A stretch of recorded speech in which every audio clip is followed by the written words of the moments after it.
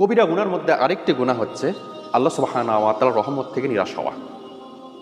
এভাবে চিন্তা করা, আমি তো অনেক গুনাহ করে ফেলেছি, আল্লাহ সুবহানাহু ওয়া তাআলা আমার মতো পাপীকে ক্ষমা করবে না।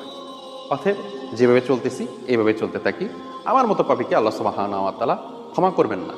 এটা কিন্তু একটি কবিরা গুনাহ, কারণ আপনি আল্লাহ সুবহানাহু ওয়া তাআলার রহমত থেকে নিরাশ হচ্ছেন।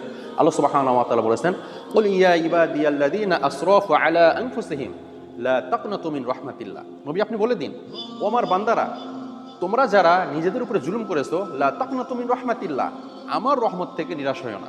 ইন্নাল্লাহা ইয়াগফিরু যুনুবা জামিআ, নিশ্চয়ই আল্লাহ সুবহানাহু ওয়া তাআলা তোমাদের সমস্ত গুনাহ ক্ষমা করে দিবেন। আপনি অনেক বেশি গুনাহ করে ফেলেছেন, লাহতাজান, হতাশ হবেন না। তওবা করে আল্লাহ সুবহানাহু ওয়া তাআলার দিকে ফিরে আসুন। আল্লাহ সুবহানাহু ওয়া তাআলা আপনার অতীতের সমস্ত গুনাহ ক্ষমা করে দেবেন ইনশাআল্লাহ, যদি আপনি পরিপূর্ণভাবে তওবা করে আল্লাহর দিকে ফিরে আসতে পারেন। কিন্তু কখনো আল্লাহ সুবহানাহু ওয়া তাআলার রহমত থেকে নিরাশ হওয়া যাবে না।